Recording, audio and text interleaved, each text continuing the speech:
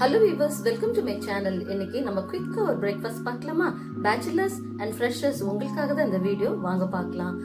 Bread omelette தாங்க இந்த வீடியோவில் நான் உங்களுக்கு காமிக்க போகிறேன். ஸோ இதுக்கு தேவையான இன்க்ரீடியன்ஸ் வந்துட்டு ஒரு ஆனியன், ஒரு டொமேட்டோ, ஒரு பச்சை மிளகாய், கொஞ்சம் கொத்தமல்லி, அவ்வளோதாங்க. வேறு எக்ஸ்ட்ரா எந்த மசாலா எதுவும் இல்லை. இப்போ இது நம்ம பேனில் ஒரு டீஸ்பூன் ஆயில் விட்டு இந்த வெங்காயத்தை கொஞ்சம் நல்லா வதக்கிக்குவோம்.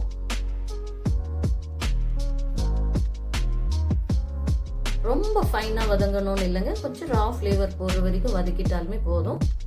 இப்போவே நம்ம சால்ட்டும் ஆட் பண்ணிக்கலாம். சால்ட் இப்போ ஆட் பண்ணிக்கிட்டால் வெங்காயம் கொஞ்சம் சாஃப்டாக வதங்கிடும். ஸோ 1/2 டீஸ்பூன் சால்ட்டு ஆட் பண்ணியாச்சு. ஸோ நல்லா வதக்கி விட்டுட்டு இப்போ கூடவே பச்சை மிளகாயும் தக்காளியும் போட்டு வதக்கிக்கலாம். தக்காளி கொஞ்சம் சாஃப்டான போதும். இப்போ நம்ம கட் பண்ணி வச்சுக்க கொத்தமல்லி தழவி போட்டுக்கலாங்க. அவ்வளோதாங்க. இந்த கொத்தமல்லி சூப்பர் மணத்தை கொடுக்குங்க. ஆக்சுவலி இதுதான் ஹைலைட்டே இந்த கொத்தமல்லி. ஓகே, ஸோ இதை வதக்கியாச்சு. இப்போ நம்ம பவுலில் ட்ரான்ஸ்ஃபர் பண்ணிக்கலாம். ஸோ இப்போ நான் 3 முட்டை எடுத்து வச்சுருக்கேங்க. அதையும் உடச்சி ஊற்றி நல்லா பீட் பண்ணிக்கலாம். ஸோ இதை பீட் பண்ணுற கேப்பில் நம்ம ஸ்டவ்வில் பேனை ஹீட் பண்ண விட்டுறலாம்.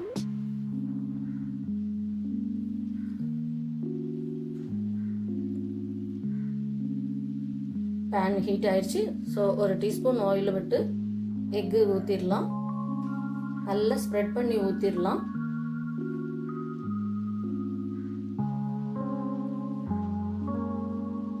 இது அப்படியே தவாவை நல்லா அப்படியே ஸ்ப்ரெட் பண்ணலாங்க இந்த ஆம்லேட்டை.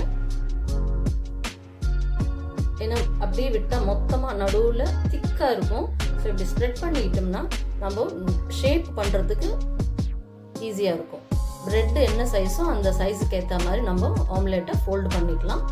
இப்போ தான் நம்ம ப்ரெட்டு நடுவில் வச்சு அந்த ஸ்லைஸ் கட் பண்ணும்போது ஈவனாக வரும். ப்ரெட்டோடு ஈவனாக இந்த எக்கு ப்ரெட் சாப்பிட்றதுக்கும் ஈஸியாக இருக்கும். ப்ரெட்டோடு இது சாப்பிட்றதுக்கு நல்லா இருக்கும். ஸோ அதுக்காக தான் நான் இந்த நல்லா ஸ்ப்ரெட் பண்ண சொல்லியிருந்தேன். இந்த ஷேப்புக்கு நம்ம ஆம்லேட் பண்ணுறதுக்காக தான். So omelette ready. இப்போ நம்ம பிளேட்டில் எடுத்து வச்சுக்கலாம்.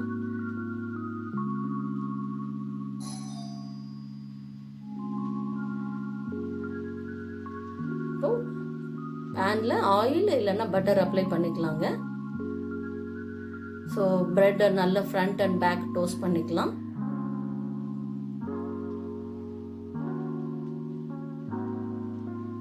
ஸோ டோஸ்ட் ஆயிடுச்சு. இப்போ நம்ம அந்த ஆம்லேட்டை இந்த ப்ரெட் மேலே வச்சு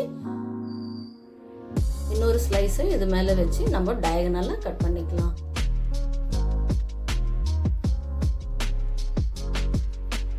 அவ்வளோதாங்க.